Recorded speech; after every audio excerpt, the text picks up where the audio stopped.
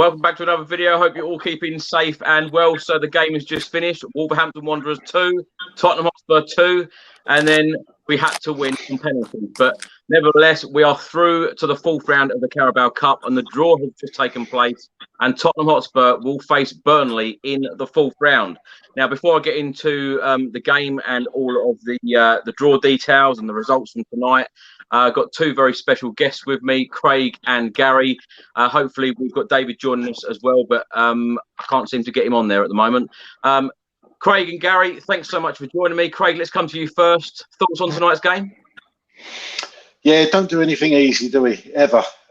You know, I thought at 2-0, I thought I could sit back. I thought, you know, we're going to actually run away with this. And of course, it's Tottenham, and nothing is that simple.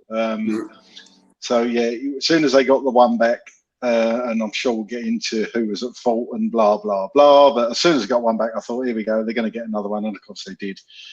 It would have been lovely just to get a few goals up and rest a few players for Sunday, but no, we have to do things difficult. But at least we got the win in the end. Exactly, and I'll tell you what, Craig. If you were a neutral, that was a great game tonight, wasn't it? Yeah, absolutely, yeah. I'm sure that would have been one of the better cup ties of this round, to be honest. I'm obviously watching our game, so I didn't watch the West Ham Man U game. I'm sure the West Ham fans are happy knocking Manchester United out at Old Trafford. Yeah, our game for the neutral, very entertaining, goals and a penalty shootout at the end, and we probably just edged it, but I'm sure we'll get into it. But at least we're in the hat. And we've, as you say, got Burnley away. Gary, welcome back to the channel. As if I haven't spent enough time with you. 25 hours in the car last week, going to Rennes and back. I tell you what a trip that was. Welcome back to the channel. What were your thoughts on tonight's match? You know, yeah, just really touching what Craig said. It's just typical Tottenham. I mean, to be honest though, I'm pretty sure you weren't relaxed at 2-0, Craig, because I wasn't, because you never are with Tottenham. So I was a bit. Was you? Oh, okay, yeah. Well, I weren't, because when it was 2-0, I just thought we need to get at least 5 or 6 to make this safe. And then, sure enough, corner, set piece, and there we are. You know, Ndombele, great first half, and then at fault second half. It's like a game of two halves. It's just same old Tottenham. But I'm glad to see Harry Kane get a goal, and just as pleased with Ndombele, because I think he is improving in every game. But he could have probably jumped a bit more for the first one, and then obviously he was at fault for the second. But look, we didn't really want to go all the way in penalties and stuff, but you know, no extra time, which is a bonus. So that was one good thing, straight to penalties. So that saves them a bit for Sunday. Yeah, we're through to the next round of the Man City Cup. Happy days. Gary, it's a really good point, actually, because, of course, the game went straight to penalties. Are you a fan of that happening rather than playing extra time?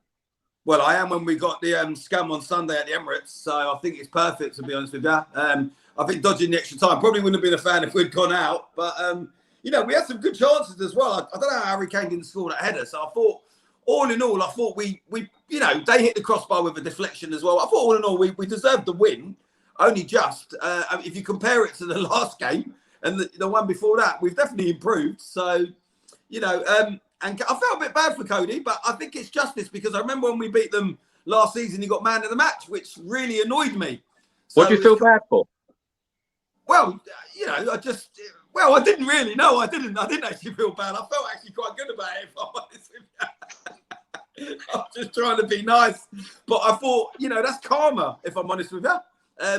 But I'm a bit disappointed Højbjerg missed. Bit gutted about that. Obviously, it doesn't mean anything in the grand scheme of things, but it was a shame he missed. You know what I mean? Because he gives everything for Tottenham. We will definitely get into that. Just trying to add David on the stream, but can't seem to at the moment. Well, for those of you who didn't see the game, Tottenham Hotspur went 2-0 up. Ndombele put Spurs 1-0 up in the 14th minute. Then Harry Kane scored in the 23rd minute. Then Donker then got a goal back for Wolves in the 38th minute. And then they got an equaliser 2-2 by Podence in the 58th minute. And then, of course, Tottenham went on to win 3-2 on penalties. Now, other results in the Carabao Cup third round tonight: Brighton 2, Swansea 0. Arsenal beat Wimbledon 3-0 at the Emirates. Chelsea drew 1-1 against Aston Villa, but then they went on to win 4-3 on penalties. Manchester United lost 1-0 at home to West Ham. Millwall 0, Leicester City 2. And, of course, Wolves v Tottenham 2-2. And then we won 3-2 on penalties. The fourth round draw has just taken place. The games will take place week commencing the 25th of October. Spurs have been drawn away at Burnley. Other ties are Chelsea against Southampton. Arsenal will take on Leeds. Stoke against Brentford. West Ham will take on Manchester City. What a game that will be. Leicester City against Brighton. QPR will play Sunderland. And Preston against Liverpool. Now, before we get into talking about today's game, Craig, let's come to you first. Burnley away on either a Tuesday or a Wednesday night in the Carabao Cup fourth round. You happy?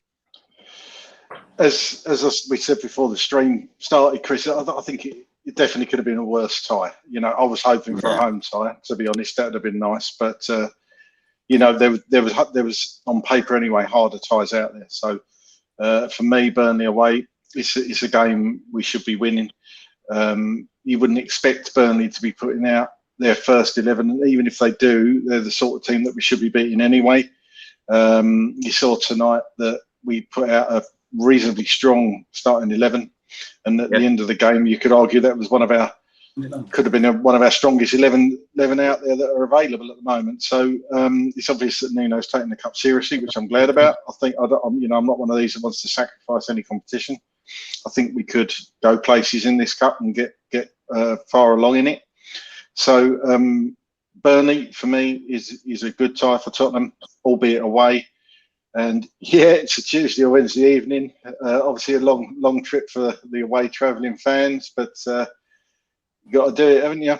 And not as far as France. It's not as far as France, exactly. That's it. So any trip now is never going to be as bad as that one, is it?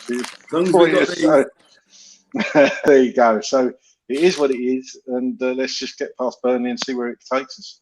Yeah, I've got to admit, Craig, I'm not bothered about playing Burnley away, but playing them on a Tuesday or a Wednesday night away from home, I would have much preferred a home draw, I must say. But at that point when Tottenham were drawn out against Burnley, there were QPR, Sunderland, and Preston were all still in there. So I had hope for like QPR. If it was going to be an away game, like QPR away would have been nice. Gary, what's your thoughts on Burnley away? Yeah, I think it's an all right tie. I think, like what Craig said, it should be a game we should win, but with Tottenham, you never know. You always want a home tie, didn't you? But we could have got a lot worse. There's still a lot of big teams in there, isn't there? My only worry with it, is I just don't want to repeat of last season. We done Chelsea, we beat them on penalties to get all the way to the final, and I don't say that lightly when I say the Man City trophy. So that's always in the back of my mind. I mean, it's great. I mean, you want to be winning every game, but, it's difficult because we're going to be in the FA Cup, the Europa Conference, the league we're going to be trying to go. I mean, we're not realistically looking for top 4. So we're looking at the top 6 position. The more games, the more injuries, things like that. But at the same time, winning, although we didn't win convincingly, we still won. We can still take that into Sunday's game. It's just the Carabao it just says Man City to me. Thing is, but beat Burnley though, Gary. We're in the quarterfinals, so it's amazing how quickly you can keep progressing in this competition. Disheartened from last season. That's what it is. The Carabao just brings back the bad memories of the final, and it was just so bad. But look, who knows? If we got to the final this year again with Man City, it might be a different game. You know what I mean? Isn't it amazing? After 2 3-0 defeats, a 2-2 draw tonight, and Gary's talking about getting into the final again against Man City, and then we're going to avoid them all the way if we get through. I think we probably will, and and I do. Man City don't mess around with that trophy. They don't go soft. They always put out strong teams. That's one thing they do, and we know that. You can argue a lot of the other teams change their sides around and rest players, but Man City don't. And even if they do, their B team is stronger than our A team. Let's be honest about it. Do you know what I mean? But Gary, we'll be, if we do get the final, we'll sack Nuno 6 days before the final, and Ryan Mason will be in charge again. Yeah. I mean, look, a win's a win. going into the Sunday game to me, you know, I watched the game tonight. I wanted us to win, obviously, but it's more about Sunday for me. But going through on penalties gives the players a bit of a lift. Obviously, Ndombele gets a goal. Harry Kane gets a goal. I know it's not in the Premier League, but it's still a goal. So moving into Sunday for that, I'm really... Did Ndombele get man of the match? Because I think he deserved it. I know he made a mistake second half, but did he get man of the match, Chris? Well, we will go through that, Gary, because you know, really, he was at fault for both of the goals. He was. So we will get into that. Let's Craig. Let's come to you. Want to talk about the starting 11? When the starting 11 come out an hour before kickoff, how did you feel? Galini in goal, Tanganga, Romero, Sanchez, and Davis, and then Brian Hill, Oliver Skip, Tongi Ndombele, Giovanni Lo Celso, Dele Alli, and Harry Kane. And as Gary mentions there about Ndombele, the third game in a row where he has started. What do you think of that starting 11? Yeah, to be honest, it's what I was expecting. Pretty much, I expected Davies to come in. I expected Tanganga at right back, and Romero and Sanchez was kind of being floated around just before the team come out. So I was really pleased that we'd gone pretty attacking again. Why shouldn't we against Wolves? It was good to see Ndombele get 90 minutes tonight as well. That was a real plus. Again, Lo Celso, for whatever reason, 60 minutes and he's taken off. Perhaps he's saving him for Sunday. I don't know. But the starting 11, I was quite pleased with it. And that's it. Isn't it weird? He could be having the best game. Oh, I'm not even sure I've actually seen him ever where I've said he's a 10 out of 10. I don't think I've ever seen that with Lo Celso, but very strange how he always gets tugged, you know, after 60 minutes or 70 minutes. Very strange. But starting 11 was good for me. Should have been good enough to win the game. And let's face it, we were tuning up and cruising, and we did what Tottenham do. But we got through, and that's all you can say, really. But for me, Ndombele at fault for both goals. You saw a bit of magic from him. He was running the game for the first 10, 15, 20 minutes. And then that happens, and that defending from a corner. Why can't we defend set pieces? I'll tell you why. It's when we defend like he did. He flicked his leg in the air trying to backheel it away. You can't do that. Yeah. And that's the sort of things in his game that he's got to sort out. Or if he can't defend, put him up the pitch. Let somebody else do it, because it's going to cost us, you know. Set pieces and crosses. What is it with us and crosses? Yeah, Christ Almighty, that's our downfall a lot of the time, and it has been for a couple of years. But sorry, your question, Chris. Starting 11 was good. Yeah, before I went on a rant there. Yeah. Gary, happy with the starting 11? Yeah, I mean the only one I probably wasn't too happy about was Ben Davies, if I'm honest. But I can't say he had a terrible game. Like you said, really, if anyone's to blame for any of the goals, it was Ndombele. But I still think, you know, there's a good player in there with Ndombele, and I know he made a couple of mistakes and stuff, but what a difference when you've got him in that midfield instead of like Winks and stuff like that. He's very creative, but we've got to work on him because he has got a tendency to kind of get out of breath and, you know, make mistakes and stuff like that. But I thought he had a good game. I know he made mistakes, but at least, and I thought Brian Hill was really good as well. For Brian Hill was good. Ndombele. Dele did a nice little touch, didn't he? For Harry, was it Harry Kane's goal? Was it? Dele Alli was involved in an awful lot of good play tonight. I was really impressed with him.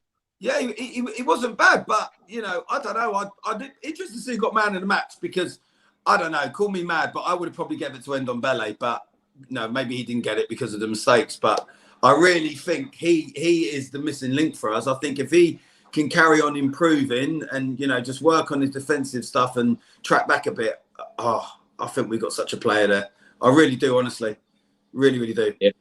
Well, it is pleasing to see him start 3 games on the trot, Gary, isn't it? Yeah, it really is. And he does make a difference, not always in the right way, but he does make a difference. Do you know what I mean? And I'd rather him scoring a goal and going forward and creating stuff and make the odd mistake, as opposed to Winks just being like a shadow and doing absolutely nothing whatsoever, and almost being too scared to do forward passes and stuff. So for me, at least he's having a go. You know what I mean? Yes, his defending was a bit terrible, and set piece, like Craig said, he sort of went with a kick, didn't he? I don't know what was going on there. It was a bit odd. But look, Spurs is always going to be Spurs. We go 2 up. Here he is. All right, mate. Hi, David. Thanks for joining us. Sorry about that, guys. All right, No David. problem. All right, buddy. Yeah, I mean, Spurs is Spurs. We go 2 up, and you know, once Wolves get 1 back, you know what's coming. You know, I'm just waiting for the equaliser. And it could have gone either way. Then it could have gone either way because you know you saw. I don't know how Harry Kane misses that header. I mean, would you call that a good save or a bad miss? It was a bad miss, but it was a lucky save. I don't think you knew anything about it. Knew anything about it. No, I think he was doing tragedy. He was doing tragedy at the time. And it was just like reaction, wasn't it? It was like almost like a pigeon flying towards you. And you just go like that. It's like his save from Gill. The save from Gill. He should have scored, but you know. I don't know what end you was at, Chris, but when that one deflected, I think. Was that off Ndombele's foot and then it raised up and hit like sort of the crossbar on the post? I mean, we could have been out there. You know, it's just a bit of luck as well. You just need a little bit of luck on your side in games sometimes, you know. And we rid our luck tonight, and you know, we got the win. But another day we could have gone out. I'm not convinced with our performances. Far from it. We rode our luck tonight, and we won, and we went through. But we're 2-0 up, and then we're just going through on Cody hitting the crossbar and Galini doing a save. I mean, you know, it's sort of my nails are gone. I bit my nails down as usual. It's just usual Tottenham, isn't it? You know. David, welcome to the channel again. Thanks for joining us. Your thoughts on tonight's game? Pardon? Your thoughts on tonight's game? Same old, really, isn't it? In control for like, what was it, 20, 30 minutes. They get 1 goal, and then we're kind of back to that. The punting forward, no direction. There's no, you know. I get frustrated with the lack of movement. We sit here and talk about how many times that players, you know, will get forward, get to that halfway line, then turn around and go back. Yeah. When you look in front, there is no movement. So we're seeing players with their back to the opposition goal. They get the ball, they pass it back to the person that give it to them, get it back, pass it back, and then that person gives it to someone else. It's just, I don't know. It's an enigma. And it's been like it. I mean, let's be honest. It's been like it. You know, all these people keep going, Mourinho tactics. It was in the last 8 to 9 months of Pochettino's era, and I've seen no improvement. Seen no improvement at all. Not even with the new players. I mean, yes, Brian Hill, but game. But I'm just seeing we always get these prodigies that you think are going to be good, and they never progress. Yeah. The manager thing's an issue for me. You know. With that long injury, when what's his name ran into Tanganga, what was Bruno doing? He called his players over and he was giving them instruction. What was Nuno doing? Yeah, he's not on the line. He's not barking instructions. He's not calling the players over. I get frustrated with it, and I just think we've been levied by Daniel Levy, because I think personally for me, Nuno was going to be the manager all along, because it seemed to me that Nuno left his job with no real explanation. He just went. Then we were sold the whole line that we were after this manager, we're after that manager. Talks broke down, talks fell through, like we always get with players. Oh, we went after Bruno Fernandes, but talks broke down. We went after João Moutinho, but talks broke down. So I think Nuno was the plan. He was the cheapest option. 2-year contract. If he doesn't improve or doesn't do anything, get rid of him. It hasn't cost them a lot. Any of those other managers would have cost Daniel Levy to bring them in compensation. Then he would have had to pay them off if things didn't work out. So I just don't think Nuno's the man. I don't think anybody is. You're not a Nuno fan then, David, no? Oh, I'm not. It's not that I'm not a Nuno fan. I look at him and I want to. Leadership comes from the top, but he's not on that line. I want to see him just pulling players over. Look, you run, cover him, you drop back, push forward, you press. I don't see that with him. And you know, the first 4 games even, Pardon? Where's Paratici gone? Sorry, it's a bit. I know because I know we're through, but. Well, sorry, Paratici should be the topic. Yeah. David, just want your thoughts on. I don't know if you've seen the draw. We've now got Burnley away in the fourth round. What are your thoughts on the draw? Yeah.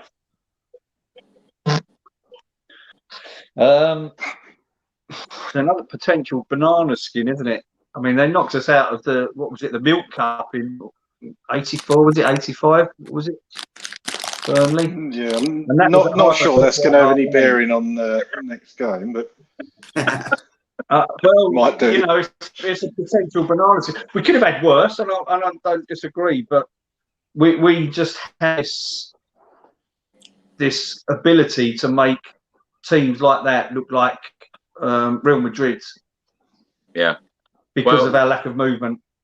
I mean, you look at every team that we've played, and you would say that we're up above them.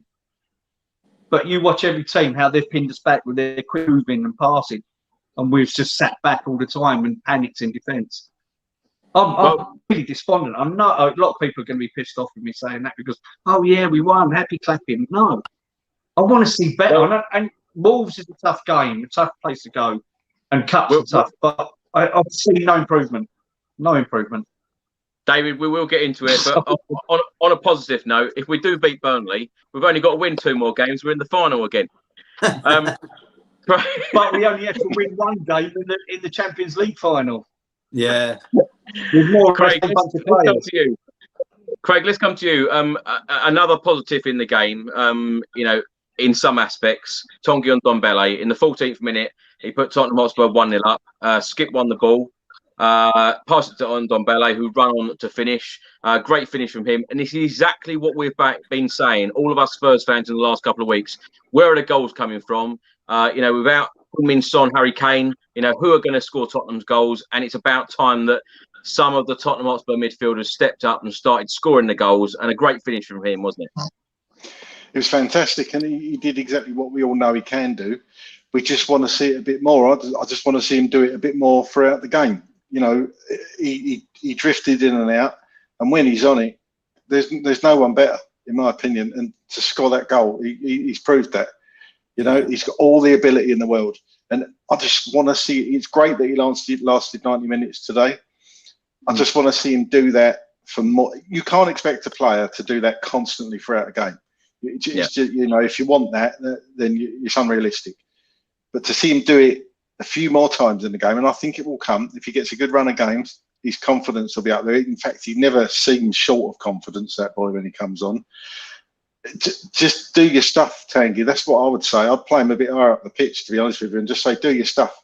Because where he lost the ball for the second goal, dangerous position to lose the ball. He fell over. He's looking for a foul. It wasn't a foul. No. And the defending from the corner was poor. So if we can just cut that out of his game, get him out of the box. Don't let him defend. He's not that good a header of the ball. You can tell that. Why is he marking somebody that's a good header of the ball? But that's just planning. I would imagine you should be sorting that out before the game even kicks off, or just after you pick out the men that you're going to be sticking with. He should never have been on him. But it's little things, and to see him improving week on week, that's all I want to see from Tanguy, enjoying his football with a smile on his face.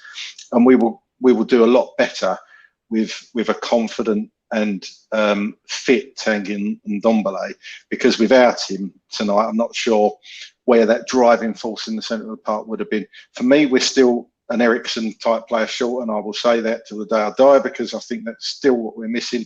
I think if we had an Eriksen type player in there, we could really do some damage. But for me, saying Tanguy got the man of the match, I think somebody had said in the comments it should have been Oliver Skip got man of the match, because I think he did, but I think Oliver Skip deserved man of the match, because some of the tackles and stuff he was doing there, he was absolutely fantastic. He did a couple of good tackles on Traore, covering everywhere. Again, I thought he had a magnificent game, Skip. Proper workhorse performance there from Skip. Absolutely. Gary, let's come to you. Talking a little bit about Tanguy Ndombele's first goal, or Tottenham's first goal in the 14th minute. Nice to see him on the score sheet, isn't it? It's nice to see him start 3 consecutive matches for Spurs. Yeah, look, how I feel about Ndombele. he's brilliant. The problem with him is he's not a defender, and it's like what Craig touched on. We just got to keep him up the front of the park because he's not going to be one of these players that's going to be tracking back or anything. He's of no use to us trying to defend from set pieces, corners, or trying to run back and cut crosses out. We just got to keep him up middle of the field, let him express himself and do what he does best. And it looks like his fitness is getting a bit better now. So if we can keep him up there, you know, I mean, listen, look, I'm sure Nuno will see it and have conversations with him, but he just needs to be, because the difference when he's in that team to when he's not is massive. It's a really big difference. And you know, I don't disagree. Skip should have got man of the match, but I do think Ndombele, not all for the right reasons, but makes such a difference in the team. It's so noticeable. You can say, oh, you know, Dele, you know, had a good game and he tried hard, and Højbjerg when he come on, and, you know, Kane looked like he was running back. But Ndombele, when he's on it, he makes such a difference in that team, you know. And for me, he has to start every game, and let's hope he does now. And I think he makes a massive difference for us. And look, he's no Eriksen replacement, and we know we should have got a you know, creative midfielder and a striker. We all know what we should have done. We know we should have got Danny Ings and blah, blah, blah, but we didn't. So what we need to do is get Ndombele fit, keep him up the, you know, midfield up top of the pitch, and I think the goals will come either from him or he's got them cute passes and stuff, which the likes of Winks and to a certain extent Skip don't have, because he's just technically gifted. That is the difference. Gary, do you worry about Ndombele's defensive duties, though? Because, you know, before we talk about Harry Kane putting us 2-0 up, you know, in the 39th minute, Wolves pulled a goal back. Yeah. Corner come in. Ndombele, what did he do? He's terrible. Defensively, I thought that was awful. And I don't want to be negative because, of course, we've gone through to the fourth round. Yeah. But, you know, he's got to do better there, hasn't he? He does, but I don't think he will. And I don't think he can. And I think he's like Marmite. He's one of them players where he can win you a game, he can lose your game. And this is why I'm saying, if we keep him, you know, up in the midfield or up forward, and he's not dealing with stuff like that, I think we'll be all right. Like what Craig touched on earlier. Ndombele is the last person you want to be cutting out corners and crosses. I mean, you saw what he tried to do, lifting his leg up. I mean, even they almost won out at the end when he lifted his leg and they hit the crossbar and post. You know, his whole body language. But going forward, you know, he's got a lot more than what most of our players have at the moment. So for that alone, I would start him in that team and I'd have him as much as we could. And we just need someone covering him. You know, that's what we need. We need the Højbjergs and the Skips and stuff back. That, you know, and let Ndombele go far forward as he likes. Because he's doing what we want Dele to do, but isn't. You know, that's the difference. Do you know what I mean? It's coming natural to Ndombele, but Dele Alli is trying his utmost hardest. And I'm not going to knock Dele Alli because he did a nice little through pass and he didn't have a bad game today. But it's like a bit of his form has gone and he's trying. Don't get me wrong. Dele Alli is trying his utmost to get back to the Dele from 3 years ago. And it almost seems like Ndombele isn't trying and is still yards above him with his skill and stuff. But his defensive duties is a no-no. He's terrible. That's it. What worries me with Dele is that he was headers. You don't see him go up for headers. No. He sort of ducks out and backs in player rather than go up and go to the ball. His little braids in his hair, he don't want to mess them up, does he? You know, he's probably got a photo shoot with Boohoo in the morning, so he don't want to mess his hair up. David, obviously we've gone through to the fourth round, but before you joined the show tonight, I said that, you know, Tottenham, they certainly make us go through it, don't they?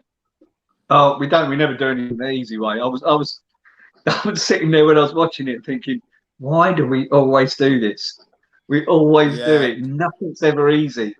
I mean, even you look at the Champions League final, leading up to the final, it was never easy. None of those games are easy games. And, you know, you think some of them, you think, oh, yeah, we should have had that team. But it was always a battle. Yeah, don't get me wrong. I mean, I've ranted and stuff, and I'm well pleased that we're through. And, you know, you have to win ugly. But it seems like we've won ugly every single game this season. And it's just not impressing me. It's what everything that people moaned about Mourinho for. Yeah. Come on, David. Tell us how happy you are about being through to the fourth round. I'm ecstatic. because I want a trophy. I'm like you, Chris. It's been too long, and I want this trophy. Whether it's the Conference League, whether it's this, whether it's the FA Cup. I don't think we're good enough and strong enough for Champions League spaces. I can't see us getting fourth. I think we certainly could push for Europa League, and of course, if you win the Europa Conference League, you get automatic qualification for that. Yeah, into the knockout stages. So that would be a big step up. But this is even better, I think, Carling Cup, because it is one of the domestic cups that other than the FA Cup that we've all advised to. So yeah, I want to go along. I want to go all the way, and I want to win it. But I'm just not impressed in how we're playing at the moment. It scares me. Well, the amount of times that people say about trophies and say that I talk about trophies too much, I'm not even going to mention the word tonight. So if we can get to the final, fantastic. Let's wait and see. Yeah, I didn't, Gary. I didn't. David, let's stay with you. Now, of course, a previous comment on the screen mentioned about Dele Alli. Now, Harry Kane put Tottenham 2-0 up. Skip to Lo Celso to Dele. First time ball from Dele Alli through to Harry Kane. That was like the old Dele Alli, wasn't it? Yeah. First time ball straight through to Harry Kane. Harry Kane runs on, scores a great goal. But I don't know, was it on the 31 or 32 minutes or something? Dele flicked the ball in and nobody took the chance on running to that far post. It was static again. It was that little sort of 1-2 on the corner of the box, and Dele got the ball and just flicked it boot, and it went through and then ended up going out for a corner, didn't it? And I'm thinking, why is nobody taking that chance? They all know what he does. They all know he does that. But yeah, he is looking, as I said, his heading is a worry for me. I'd like to see him commit more to the head, but he's trying and he's running up. He covers a lot of ground, which Ericsson used to. Ericsson was the player that covered the most ground, so it seems to be Dele now at the moment. I'm quite pleased with Dele's reaction, to be honest with you, considering he was out in the cold under Jose Mourinho and missed quite a lot of last season, didn't he? So yeah, Dele's getting back. David, also just want to ask you about Ndombele, because of course Nuno said a week or two ago that we all need to be patient with Ndombele. Does he mean that the fact that he knows that he's going to make a few mistakes in the game, but then of course up the other end he could produce a moment of magic? I think so, because I can't see him saying, "Oh, you've got to be patient with his fitness," because how many years has he had to get fit? So I think that's exactly what he means. You've got to be patient, because once he starts getting that kind of form and getting it under his belt, he's just going to go on and on. And I think, like Gary said, his ability to get forward and put those balls through the way he does and shrug off it is rather akin to Dembele, isn't it? But without so much peace and direction. It's weird how he's got a strange movement, and I always kind of akin when he's running. He reminds me of Shaggy from Scooby Doo. He's got that kind of low, stooping forward run. Yeah, it's good. I'm enjoying watching him, and I hope, like Gary said, he gets more games, because I think the more games, the better he'll get. Yeah, but it's no good for any player's confidence to be in the team and then out for 2 or 3 games and back in again.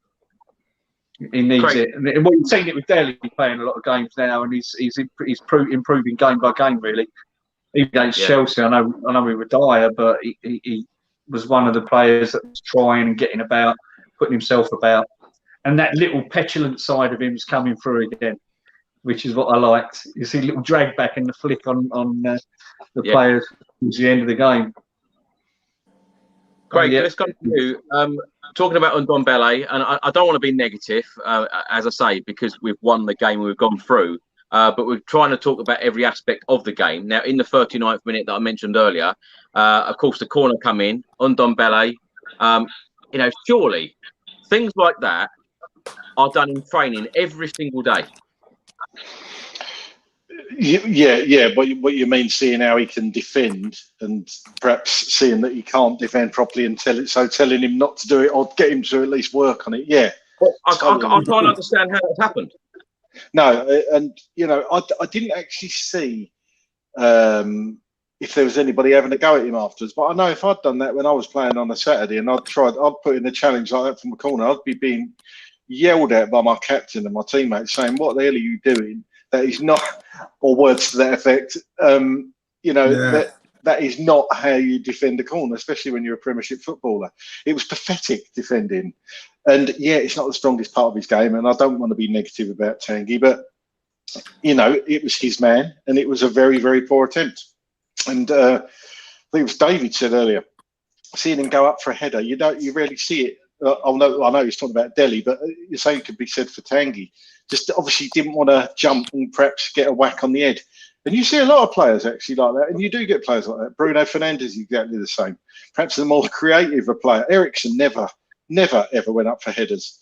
So you do get players like that. So it's just one of those things that you perhaps have to live with certain players, and they just can't head the ball, and which seems bizarre to me for a Premiership footballer. But there you go, it happens. I hope they would have had a go at him and tell him it's got to be better, to be honest. And if they didn't do it during the game, you'd hope it gets mentioned tomorrow when they sit and analyse tonight's game, you know, because it's not good enough. But having said that, moments of magic during the game that helped us win the game. So you can't moan too much about it, but there's work to be done there, definitely. Gary, one thing that we've had a problem on, and that's actually you know, having shots on target and creating chances in previous games. Yeah. You know, particularly in the Crystal Palace and the Chelsea games that we've lost 3-0. Tonight, 9 shots from Spurs, 6 on target. Were you pleased with Tottenham's attacking play and the chances that we did create? Yeah, it was a lot better. You know, I wouldn't say it was like the old Tottenham, but it felt a bit. You know, it was a good game. If I'm honest with you, for a neutral, if they were watching that game, that was a good game. You know, both sides were attacking.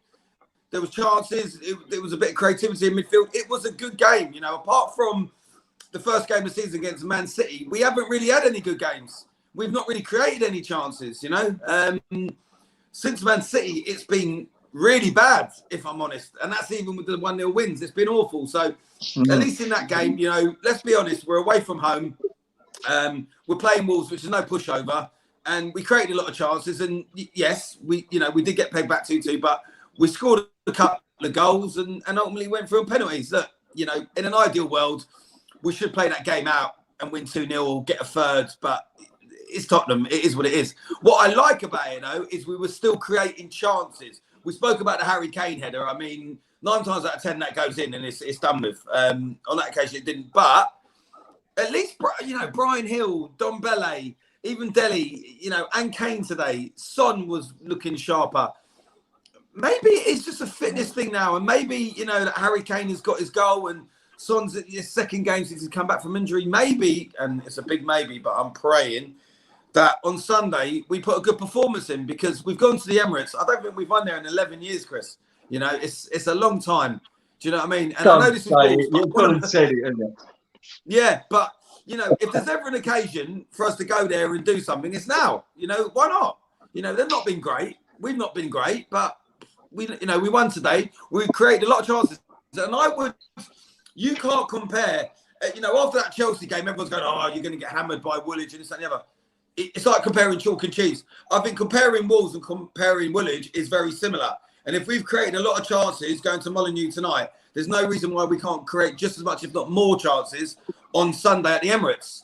So out of that, Chelsea was an odd one, wasn't it? Because for that first half, I'm looking at that thinking, we're going to win this. We're going to absolutely smash this game. Yeah, we were good. After that, it was like it went to their heads, and I don't know if it's a fitness thing. I don't know, and maybe you know, being a bit harsh tonight, but it's like you said, Gary, that we've seen so far, we've not played really well. Yeah, no, I don't think you're being harsh, David, because I said the exact same thing to Chris and Craig. It wasn't a great performance tonight, and there was mistakes by Ndombele and stuff, but like what Chris mentioned, at least we created a few opportunities and chances. You know, as good as we were first half against Chelsea, we didn't create any chances. You know, if I'm honest with you, did I think we were going to beat Chelsea in that game? Not really. Did I think we could maybe nick a 0-0 draw? Yeah, and that's as good as I thought. But in that game tonight, I thought we could really win this game.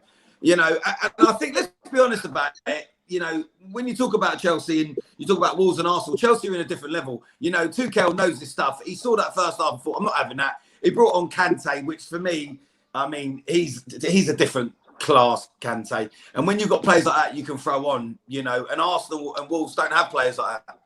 And that's the difference. And that's why I think going into Sunday, you know, winning this game tonight sets us up really good going into Sunday. Yes, it would have been good if we just did it in 90 minutes, but the positives are we still won.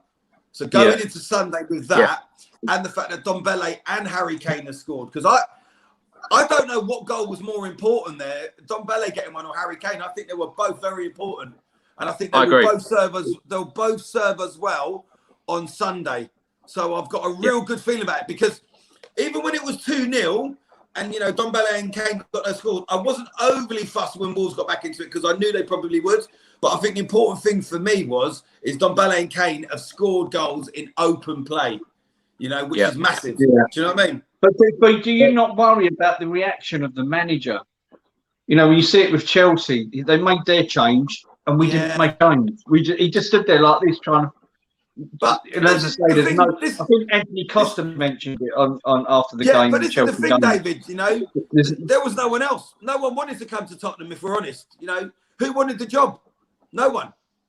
No one wanted the job. Well, so I mean, were we seriously looking? That was my point earlier on. Well, was Nuno the time? He wanted Conte, Nuno up and say, look. You know, because Conte wanted to bring sort of 7 or 8 people with him. He weren't willing to pay that.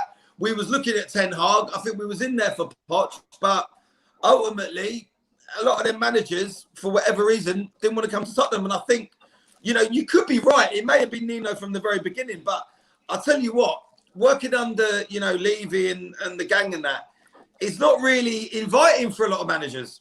So I don't think we really could pick. And that's why when people say Nuno could lose his job soon, I mentioned to Craig earlier, I don't think he would lose his job soon, because unless Poch is going to come in, I don't think we've got anyone else.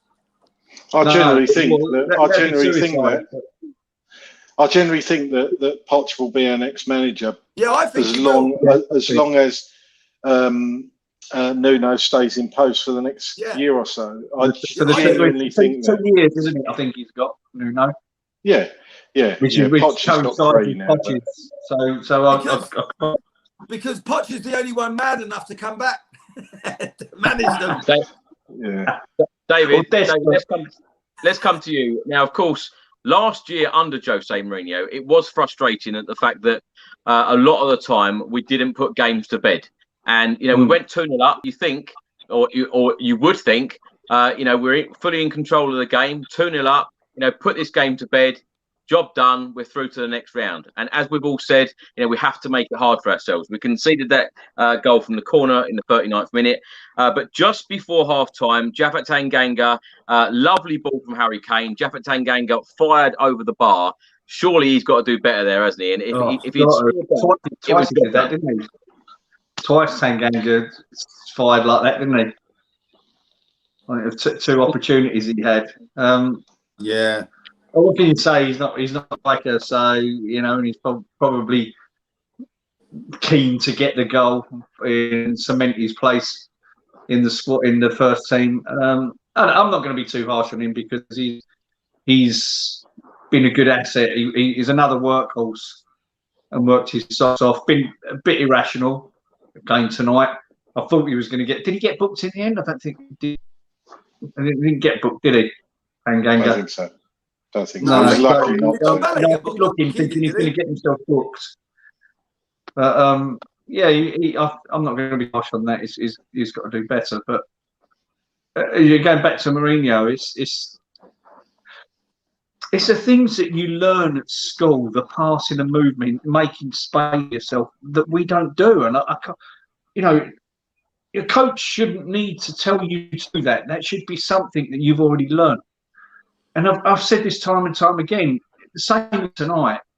We take throw-ins, there's nobody move, there's not much move, so we throw it long and it goes to the opposition. Yeah. 80% of our headers, you watch it next game, 80% of our headers, wherever they are on that pitch, midfield, defensive, attacking, we head it, and it's like with like salmons jumping up, and it just goes anywhere. There's no direction on it. And they're just things, basic things. I can't, for the life of me, think of why we are like that. When that first few seasons, up until maybe when Dembele left, we were doing all of that. We were playing really good football. And then he drops out the team, and then we've got nobody's throwing. It's panic stations all the time. It really, mate. I mean, mine now is a bit down to the elbows. I reckon I'll be like this soon, just watching Spurs. They really scare me. Really, really scare me. Yeah, Craig, let's come to you, because Tottenham Hotspur have just put a tweet out, and who gets your vote for man of the match? They've named 4 players who you can vote for: Tanganga, Golini, Brian Hill, and Oliver Skip. Now, let's talk a little bit about Brian Hill. What have you made of him in a Spurs shirt since he signed in the summer? He's shown signs in the first 2 games, but to be honest, that first European game, he was all over the place. Didn't really know where he was playing, or he drifted. But tonight, for me, he probably had his best game in a Spurs shirt so far. He was running with the ball. He took it to Wolves on occasions. Nobody likes anybody running at him with pace with the ball, and he was doing that, and he did it time and time again. Great to see him doing that, and I think he's going to be a big player for Tottenham this season. Still young, still learning, but I think get him in that team, because he showed signs tonight for me. That we've got a real player on our hands, and everything you read, people are saying that he's going to be a massive player in the future for Spain. So yeah, dead pleased with the way he's progressing, and I'm glad he didn't have a cracking first game he played for Tottenham. I'm glad he didn't bang an hat-trick or something like that and have a blinder, because the only way with us Tottenham fans is down after somebody does that. So it's good to see him just feeling his way into the team. And I think he's already an integral part of the squad, because let's face it, on Sunday, that bench we had, and I can't remember everybody was on it, but I was very, very underwhelmed by it. And you saying, David, about Nuno Sunday, he probably turned around and think, "Oh, have I got this on this bench to change this game?" And we just didn't have anything really. Yeah, that's fair play. It's bad. It's just bad luck with injuries, and Lucas Moura, of course. It's bad. I love Lucas Moura. I'm missing him. I forgot he wasn't there tonight, to be honest with you, which is really sad to think. So, but he is a big player for Tottenham. He goes unnoticed. He runs around like a headless chicken sometimes, but at least I know you get all the inside he tries to. Stuff. Is Moura going to be ready for Sunday, do you think? Well, just before we come on to Sunday, Gary, I know you're itching to talk about the North London derby. We will come on to it, Gary. I promise. He said that without moving his lips. Gary, give me your thoughts on Brian Hill and what you've made of him so far in his Spurs shirt. Who's that to? It cut off. We're talking about Brian Hill, Gary. Your thoughts on him in a Spurs shirt so far? Sorry, I lost you then. I was just asking you something and it all went blank, and then I came back. Brian Hill, yeah, good. Listen, I think Craig said that he was a bit all over the place in that first game, the Europa Conference one, but I was at that game and I still felt he played really well, though. I thought he was brilliant. I thought he went for it. He was running everywhere. He was superb. Well, he's certainly got more movement than you. Yeah. Oh, have I frozen? Yeah. Have I frozen? Yeah. That's all right. Yeah. Is that any better? No, it's all right. We'll let you get settled. Dave, same question to you. What have you made of Brian Hill so far? Because he seems a really exciting prospect, doesn't he? He had a great game tonight. He does. Yeah, I think Craig. I think he's slowly making his way into it, and I just hope that we haven't got that player that's going to get to a level of expectation and not exceed it and just go flat, and then that's it. By all accounts, from what I'm hearing from other people, from his past clubs, and that is a player, and he's showing signs, like Craig said. So, and I think he's dead right. Actually, he come on and had a blinder and had a hat trick. The expectations of him have been way up there, and then he might have had an average game or a decent game, and people were going, "Oh God, here we go." So yeah, I'm liking him. I'm liking what I see. I'm liking his attitude. His forward thinking. So yeah, I think we've got a really decent player on our hands, and it's just a shame he's not a player for now that would have bedded in. You know, he's another player maybe that's going to be next season. We'll see an amazing player develop. Dave, what have you made of new signing Christian Romero? Of course, we saw him in the away leg, Pacos de Ferreira. We saw him tonight. We saw him on Sunday. What have you made of him so far? Oh, he's one of those players, isn't he? I mean, he picked up an awful lot of yellow cards in his past, and he does worry me. A couple of times he went a bit rash tonight, didn't he? And I'm thinking, but hopefully, I think if we can find a right partner for him, I think he's going to be quite good. And when we signed him, I think I said to you when we signed him, I said I think he could be the player that keeps Harry Kane at the club. I'm not saying he is the player that kept Harry Kane at the club. I think the reason he stayed was because nobody put the money in for him. But yeah, I thought he was a good signing. And I think he's going to be good. He's the early stages. Sometimes I've seen him going a bit late. I mean, the one where he's got his hand. I mean, another ref might have given a free kick for that, right on the edge of the area. But yeah, signs are good again with him, same as Brian Hill. Then we've got a good solid bloke there. Craig, let's come back to you now. Of course, just after half time, Wolves had a number of chances. Traore come on at half time as well. In the 47th minute, Wolves had a chance shot over the bar from close range. Then in the 53rd minute, Harry Kane had a chance. Dele Alli to Harry Kane, saved from the goalkeeper. A minute later, Ndombele had a chance shot outside the box. Goalkeeper seemed to fumble it, and then it went out for a corner. And then in the 58th minute, 2-2, Podence scored for Wolves. Ndombele lost the ball. They went forward, scored. What were you thinking then when it went to 2-2? I don't want to swear on this channel, so I was thinking, oh dear, here we go again. That's exactly what I was thinking. Do you know what? I actually wasn't nervous about us losing the game, but I kind of knew they were going to draw level, and that sounds bizarre to say that, but I just knew Wolves were going to score tonight. I just expected us to be 3 or 4 up and then to nick one back and almost be a consolation goal. Again, sadly, it's kind of what we expect of Tottenham for them to concede, and it doesn't surprise you much when it happens, and that's the worry for me, and that's what we've got to cut out, because we looked solid the first 3 games, and then we've kind of regressed a little bit, and there's different reasons why we've done that, and obviously a lot of it's down to injuries, but we need to tighten up at the back. I don't want to be 2-0 up in the North London derby and then for them to come back. Well, like 2 years ago. Do you know what I mean? Exactly. Yeah. It's all over though, isn't it?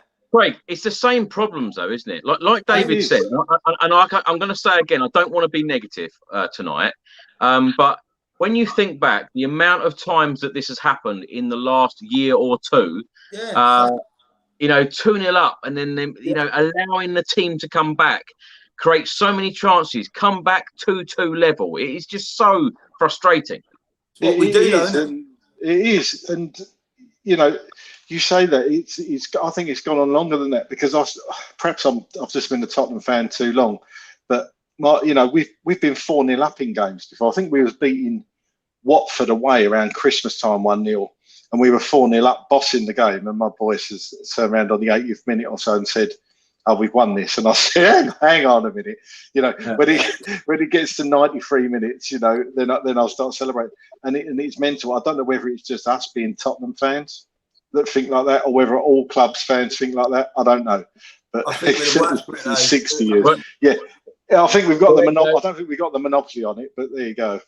I said the last couple of years, and Keith says no, it's the last 60 years. So 60 years, I'll take your word for it, Keith. You've obviously been a lot longer sufferer than I have. That West Ham game will haunt me for the rest of my life. Yeah. I mean, that was just absolutely horrendous, wasn't it? I think he got the winner tonight, didn't he?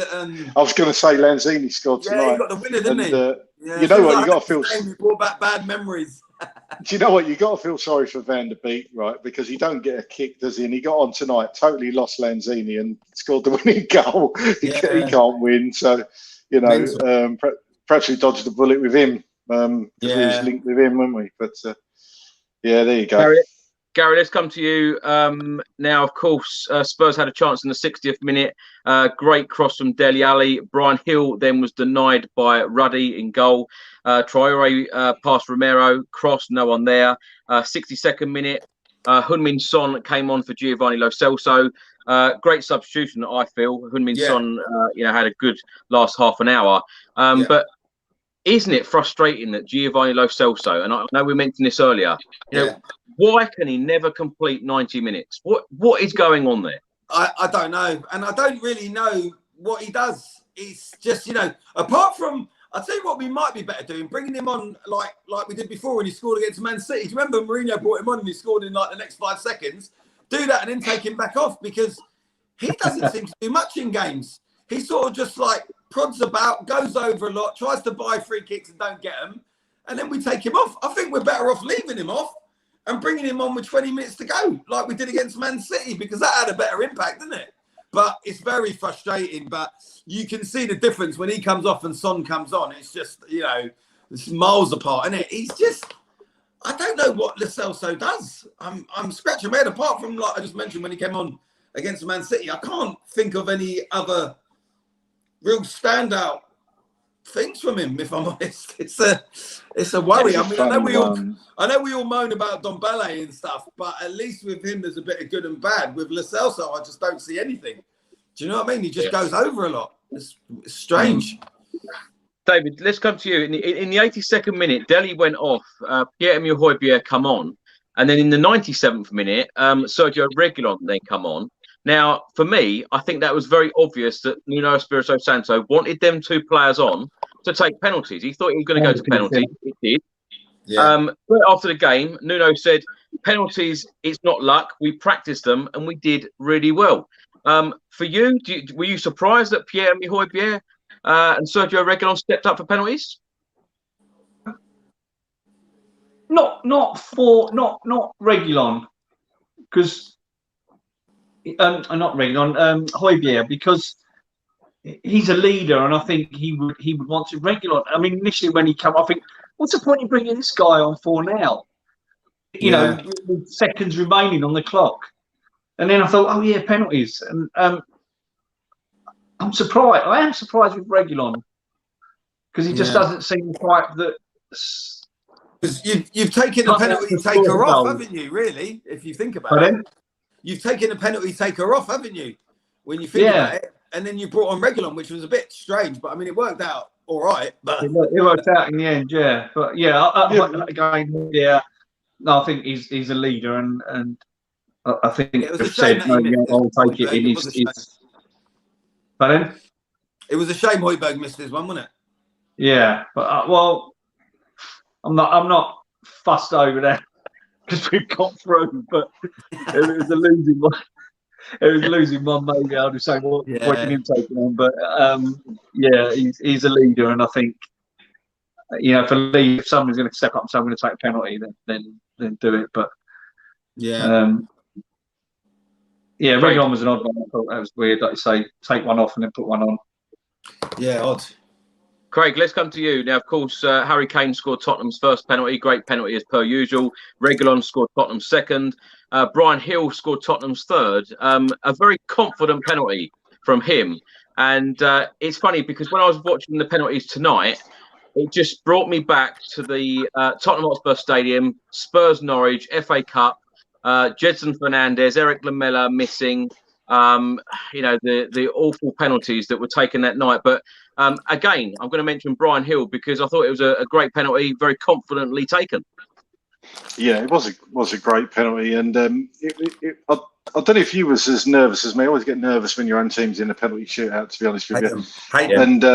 And bizarrely, I actually said after the game with my wife, I said, God, I don't know how I would have coped if I'd been sober for the Euro finals. because I was absolutely smashed watching that, and I can't remember a thing about it. So that was quite good. I managed to deal with it quite well. I didn't actually. I just wanted to go straight back home as soon as we lost. But I've seen Spurs lose penalty shootouts before, as you say, Chris, and it was lovely to get one under the belt. And Gil was very confident. I thought we had, you know, three good penalties there. Harry Kane, absolutely fantastic, siding it in.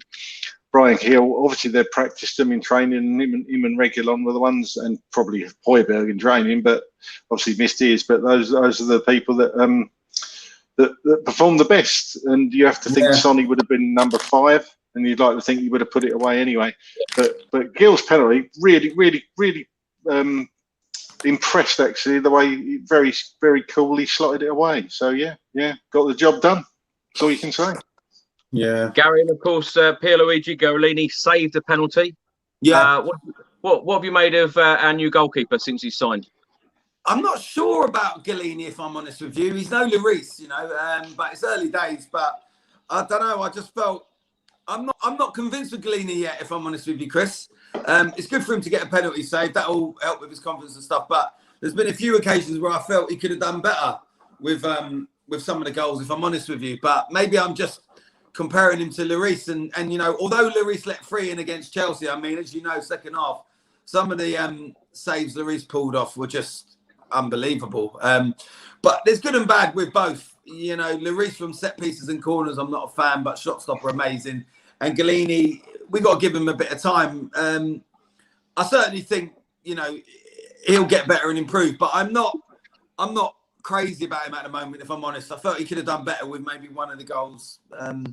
Just my personal opinion. So, but you know, he saved the penalty. We got through. Yeah, I felt he probably could have, Craig. Do you agree as well? Yeah. I think you'll be very disappointed he didn't. Well, he was disappointed he didn't stop that, because it was his side, the side he went, and he got an arm to it, a good arm to it. He should have stopped it. I don't want to be too hard on him, because at the end of the day, he's you know, he saved the penalty. He's won us the game. But you know, it takes time. I know we always say this and stuff, but especially with goalkeepers, you know, he's our number 2, obviously, and we got to stick with him. That's it. You know? I just want to mention Tongi Ndombele again, because why does he not take a penalty? He's our record signing. He's one of the most skillful players at Spurs. Yeah. Why is he not taking a penalty? And he didn't take one before either. Yeah, I was going to say he's probably too out of breath. Knackered. I mean, I tell you what, he might take it if the referee puts the ball on the spot. But for him to have to carry the ball and put it on the spot, he probably thinks, I ain't got the energy. He's just probably absolutely knackered, mate. He'd probably trip over before he got to the ball and he'd go. I mean, yeah, I was amazed he got his leg up that high from that corner, because that set piece, because I've never seen his leg that high before. It was bizarre. Now, before we move on to talk about the North London derby, for those people just joining us, the draw has been made for the 4th round tonight, and I'm just going to read the draw out again. Spurs have been drawn away at Burnley. The other ties will be Chelsea against Southampton, Arsenal against Leeds, Stoke against Brentford, West Ham will play Manchester City, the holders, of course, Leicester against Brighton, QPR against Sunderland, and Preston will play Liverpool. Those ties will be played week commencing the 25th of October. Now, before we move on to the North London derby, do any 3 of you guys want to talk any more about tonight's game? Anything that we've not covered? Not really. Just the fact that, you know, we made it difficult and we got through, and it's same old Tottenham. That's Chris, did you think Skip played particularly well tonight? Because I don't know if you noticed in the stadium, but certainly he was fantastic. I honestly just think it went largely unnoticed. Skip, no, I think Skip, Hill and Ndombele, and even to a certain extent, I think Dele. Yes, I think Dele played well. Dele did. He'll get a lot of stick. Were our best players. I think they played really well. He'll get a lot of stick, Dele, but he played. In my opinion, he played well tonight. And you know, people may well disagree with me, but you know, he's getting there, Dele. He's getting there. Yeah, I agree. I think he had a good game, and he set up that goal, didn't he? It was a lovely pass. Although, and I will say this, although you know, it was frustrating tonight that we drew 2-2, having been 2-0 up away from home in this tie. I think it was a great game for the neutral fan, as I said at the very start. Yeah. But I think there are positives to take, particularly after the last 2 games of losing 3-0. And of course, the game in Rennes as well, the performance, not necessarily the result, but the performance. I do think that there were, quite a few more positives today, which is pleasing. But as we've all said, the North London derby this week is huge. And I think if we had gone out tonight, I'd have been extremely disappointed, because I'm always so disappointed when we go out of cup competitions, because I just want us to win one. And I'm not going to mention that word, I might add. Craig, actually, David, let's start with you. North London derby on Sunday. Someone wrote in the comments a couple of minutes ago. Sorry, I can't find how to put it on screen, but someone wrote, "Does Brian Hill start the North London derby on Sunday?" Because that's what's great about these cup games. You give opportunities to players. Some players take them, some players don't. Brian Hill, should he start the North London derby on Sunday for you? That's a difficult one. I mean, he's earned it tonight, hasn't he? You could say he's earned it tonight with that performance. Is it a big game? Too big a game for him? I don't know. I'm on the fence with it, because. Yeah, I'm going to say yeah. I think yeah. I'm going to say yeah, because that might be a game that elevates him. I'm going to say yeah. Take the risk. Craig, what about you? Would you put Brian Hill in? 100%. 100%. I'd play Hill, Kane, and Son as a front three, and drop Lo Celso. 100%. I think he's earned his place. And I think if I was Nuno, I'd just tell him to go and run at the Arsenal defence, because they're no great shakes. I think we can get at them and get at them early, get at them out of the blocks early, and put them under pressure. Because the games Arsenal have won, they've got a few good results, but they're teams you'd expect Arsenal to beat. Let's face it.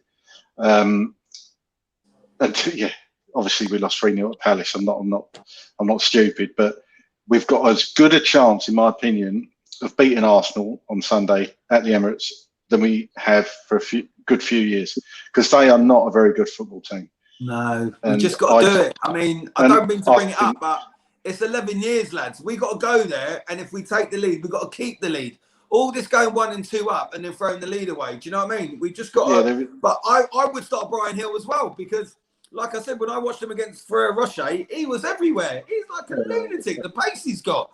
And he's strong, and he was going for it, and he was good on the ball. 100% start him. So what have we got to lose? Definitely start him. Yeah, I'd much rather have him in the team than Lo Celso. Yeah. And then for me, you have. Funny, but what does Lo Celso do, lads? I don't see nothing from Lo Celso. Gary, when I was with you on Sunday, we're walking to the stadium. The team lineup just come out. Now, arguably, that is probably Tottenham's best 11. So would you now swap out Lo Celso for Brian Hill and then call that Tottenham's best 11 going forward? 100%, because this thing with Lo Celso, Chris, has been bugging me for ages. And look, with Ndombele, we've all been tough on Ndombele, but when you see stuff like you see tonight, good and bad, you think, all right, you give him a pass. But Lo Celso, I've seen nothing. Apart from when he come on and scored against City 5 seconds later, nothing comes into my mind. When I think about Lo Celso, I just think about him falling over and trying to get free kicks. He doesn't give enough to the team. I'm sorry, he doesn't. Brian Hill all day long. I saw more from Brian Hill on the first Europa Conference game against Rocher, and in that one tonight, 100% Brian Hill. I think we've got a good chance. Good chance with him. Gary, who would you play though in the middle? Would you? Because essentially, if you're saying Ndombele's got to play, right? Yeah. Then you've got 2 from Ali, Skip, and Højbjerg. So you've got to pick 2 of those 3, ain't you? If you're saying Ndombele's starting. That's a good question, Craig, because will Nuno Espirito Santo go defensive like he did against Crystal Palace? Will he go all guns blazing like he did against Chelsea? All guns blazing, I think. This is the thing I'm feeling under Nuno. I can't seem to second guess what he's going to do. No, that's a very good question, Craig. To answer Craig's question, I dropped Dele Alli.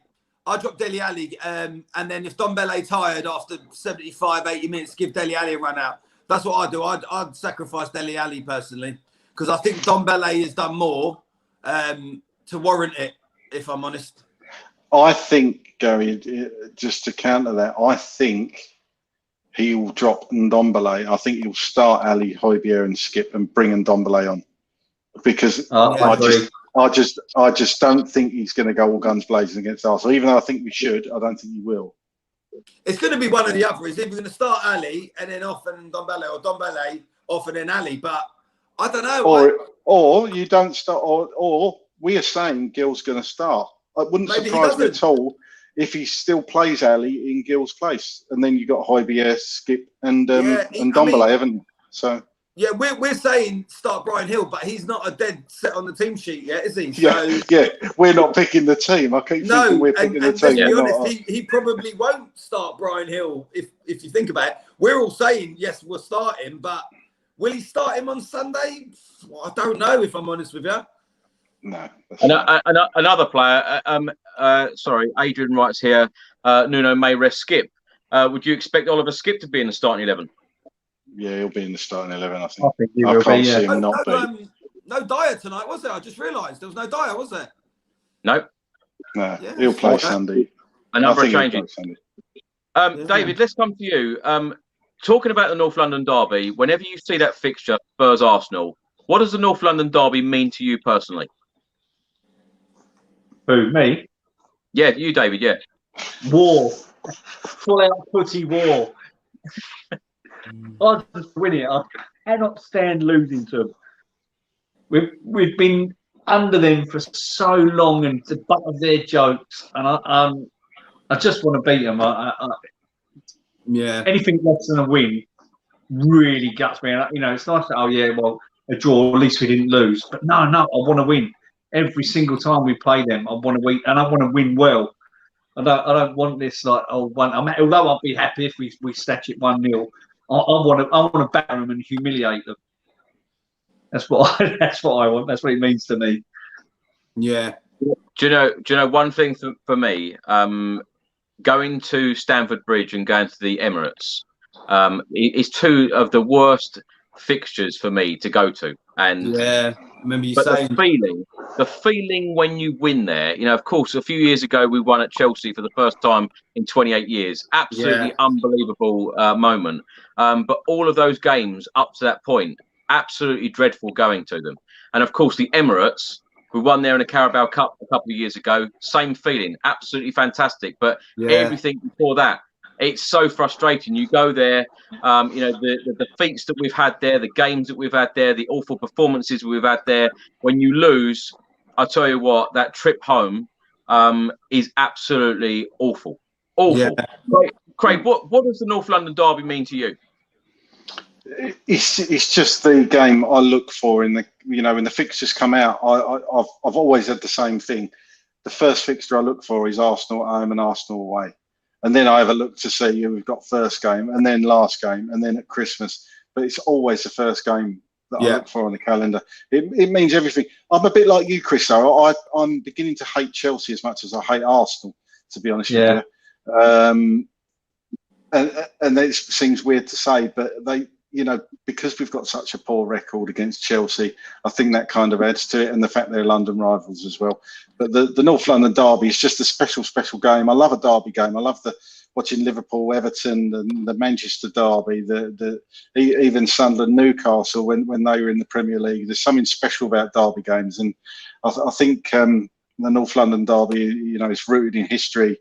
You know, going back to the Woolwich and all that, and how they came to our territory and all the stories behind that, and them coming to North London and using our ground during the war and all this, and them having a bit of blue on their kit because of their history with us sharing our ground and all that. And it's that bitterness, that rivalry, and it sets it apart for me.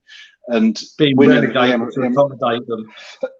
yeah, exactly. And it's all those little bits, and I want to beat them because I just want to I don't want to beat them. I just want to absolutely humiliate them. And I would love to beat them 5-0 or something like that, just to humiliate them on their own patch.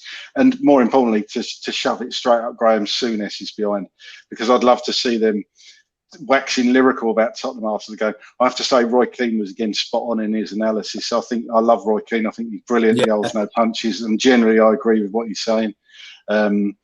but to see the pundits actually give Spurs a bit of praise for once, and they were quite rightly harsh on us, you know, Sunday and against Palace. Totally agree that, but I'd love to see them actually say, yeah, North London is white. Gary, let's come to you now. We talk about London derbies, and you know, for me, whenever there is a London derby involving Spurs, Chelsea, Arsenal, you know, our two biggest rivals, Arsenal and Chelsea. Yeah. Now, on Sunday, I don't know whether you were aware, but not one Tottenham Hotspur player received a yellow card. You know, no crunching tackles. Yeah. For me, on Sunday, the passion just wasn't there for when we're playing one of these clubs. Now, on Sunday, when we're playing Arsenal, go back. What are you expecting? Say that again. Sorry, Chris, the last bit. Say that again. I was going to say, what are you expecting on Sunday when we're playing, Arsenal in the North London derby? Because surely, you know, those tackles have got to be flying in. You know, we've got to go. You know, determination, and we have to win this game, don't we? You would hope and expect that players like Harry Kane and Dele Alli will explain to Brian Hill and Ndombele and Galini and all the other lot, you know, what this game means to the players, the management, and most of all the fans. Because I know we touched on Chelsea and everything else, but I absolutely despise Woolwich. But did they do that? Did they do that last weekend? Hey? Did they do that last weekend against Chelsea? That's what I'm saying. No, because you know, if anything, I thought Chelsea were a bit more up for it, and they were going in with the sliding tackles, and they were quite lucky not to get a few more bookings. If they did, any Chelsea player get booked because they had a few dirty tackles, and Tottenham just weren't interested. But listen, for me personally, I'll take a defeat to Chelsea. I'll take a defeat to Palace if we can beat Woolwich on Sunday. It's been 11 years since we've gone there and beat them in the league, and nothing will make me happier. Even if we had gone out tonight, and obviously I didn't want to go outside, but we had gone out tonight, but we win on Sunday and we beat Woolwich, I don't need to mention the channels that I'll be watching because we all know what they are, but I would have great satisfaction in recording the game, watching every last minute back, then match of the day, then the highlights, then jumping on your YouTube channel, and then going on the famous Woolwich one and watching every single one of them suffer and make excuses why they lost because the referee was on Spurs side and this and that, and we should have had a penalty, this and that. And I would watch that probably for the next few weeks or until we played them at our ground, because that's how much I absolutely despise that team, their fans, their stadium, all their family, and anything linked with Arsenal. I absolutely hate. So I hope I've made that clear how much I hate them. Do you know what, Gary? The only guru I want to see do well is Ian Poulter in the Ryder Cup, because my perfect Sunday is going to be watching us beat Arsenal and then turning straight over and watching the Ryder Cup singles on Sunday. You know, and hopefully Poulter can drive us on like he normally does. You know what, Craig? I get everyone. I get friends from years ago I haven't seen. I get me family, me mum, me uncles, me brother. Every single person will message me before that game starts and afterwards, because they know how much that game means to me and how much I despise them. And the thing is, Chris, as you know, I couldn't get a ticket to go to a away game. And I probably won't even watch it. I record it and I can't even watch it because I get so angry and frustrated because the last season when I watched it, what happened? We all know what happened. The season before when we were 2 up, what happened? And you know, don't get me wrong, it hurt me on Sunday losing to Chelsea, but Chelsea are on a different level to us, okay? They, you know, we know the story with Abramovich. We know the money they've got. They're winning Champions League. They buy 100 million Lukaku. Second half, they bring on Kante. That's fair enough, but there's no excuses. We should be going to Woolwich and being turned over. We should be going there and getting bookings and fighting and going for every last ball and cheering up the away fans. And Chris, when that game's finished, you should be leaving there, getting ready to do your YouTube channel, rubbing your hands together, thinking, do you know what? That was a brilliant 2-1 win for Spurs. Because that's what should be happening, mate. I hope so, Gary. I tell you what, because as I say, going to the Emirates and losing there and walking out of that stadium, I absolutely hate it. But but the last time that we did win in the Carabao Cup, I was on top of the world, you know, leaving that ground. So I want to be feeling like that again. David, let's come to you. There's a comment on screen now from Faz, and it seems right to come to you on this question. Nuno needs time. Do you agree? Glad we've won and no more injuries tonight. Well, he's I've said about every single manager that they need time. Even Mourinho, you know, they need time and backing. But what I will say is that my worry is the lack of animation from him along that touchline. The you know, no pulling the players over and saying, you know, in a break of play, push up. He just sits there and he's like, you know, you could be 2-0 down and he's like, oh, I don't know what to do now. And that really, really worries me. It's a big concern because I want to see these managers telling the players that's what their job is. It's no good addressing it after when we're already 2-3-0 down and then making change. It should have been done when he's identified it in the first place. So, yeah, I want to say give time, but I think we could give him 5 or 6 years and a lot of backing. I don't think he's going to be the man that's going to do much for us, and it's a shame because I do like him. You know, but I just don't think he is. He's not that amazing can bring us success. I don't think. What are you expecting from him then, David? I much the same as we've had mid-table. Pushing for the Conference League or Europa League. If we couldn't do anything with someone like Jose Mourinho or Pochettino, who we gave it time but no backing, I can't see someone like Nuno doing any better. That is my concern. So yeah, give him time. I'm happy to give him time, but personally, I don't think it's going to work out. I don't think we're going to achieve anything. And I still go back to what I said. I think he was the cheap option. I think he was eyed all along, maybe even tapped up by Daniel Levy before, or, you know, people, the powers at Spurs before he left Wolves, because he left really with no clear indication he was going to do it. He just went, didn't he? Mm. And then right away, is he going to be the manager? And then we had all this charade of, oh, it's going to be him, it's going to be him. They're talking to him, talks. All those manager talks broke down, and quite rightly, I don't know if it is who said, but who? Glenn Hoddle, look, he's watching the show now, Chris, is he? That's brilliant. David, I don't necessarily agree with that. I don't think Nuno was all along, because they'd have just got him in because it became farcical, didn't it? It was during the Euros, I think, when he got appointed in the end, or certainly just before.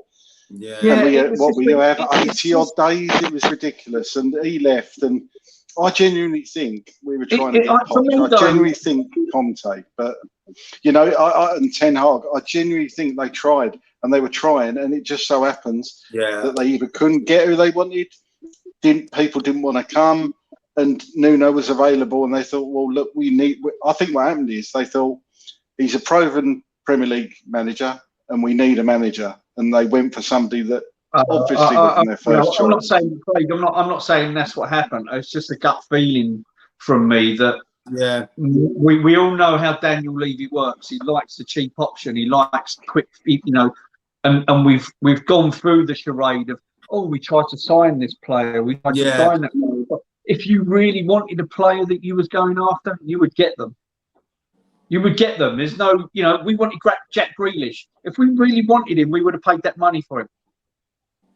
It wasn't that much either, was he? He wasn't that much back then. You know, if you that was penny pinching. That was penny pinching. If he really wanted him, I'm not saying, because I think 50 million for Traore was scandalous. But if he really wanted him, he would have wanted him a bit nearer to the mark to try and land that player. I often think with them, we'll keep the fans happy. We'll keep them. It's like a card trick.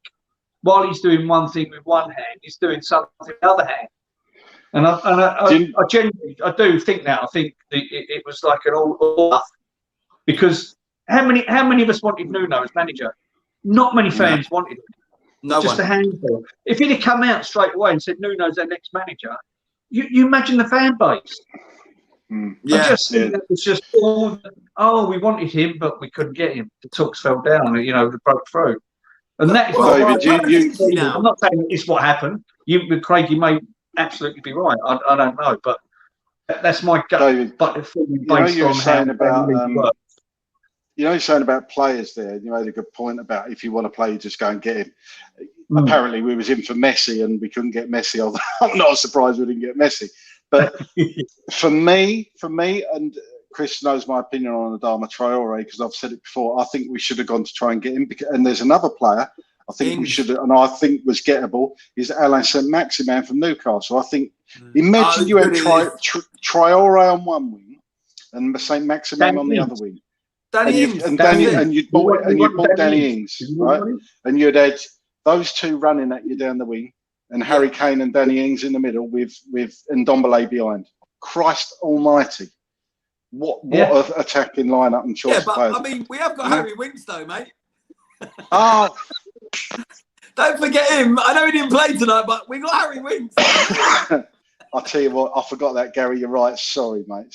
Mate. Yeah, I don't know what I'm thinking about these great, fast, tricky wingers when we've got Harry Winks. I'm sorry. I'm wrong. Well, Neil Harry now. Nuno will deliver. I can't see what the emoji is though. Is that a little trophy? Yeah, it's a trophy, I believe. Yeah, Chris didn't want to say the T word. I think. I've been sending it to him on the chat though, Craig. I've been sending him trophies the whole show. Let's get into score predictions. Craig, let's start with you. Score prediction for the North London derby. I'll tell you what. I'm gonna say 3-1 Tottenham. I really do think we're going to beat the Arsenal Sunday. I really do, and I think we're going to put in a performance Sunday. I've just got a feeling in my water. It's going to happen Sunday. We're going to beat them. 3-1 Tottenham. Gary? Oh, do you know what? I just know when we go to the Emirates, mate, and I know it's not going to be an easy game, but I can never not back Tottenham. So as much as I would love to say 3-1, like Craig said, it's just going to be a difficult, tight game. I think even Arsenal might take the lead. We'll come back to 1-1, and then it will go into the second half, and I think we'll nick a winner.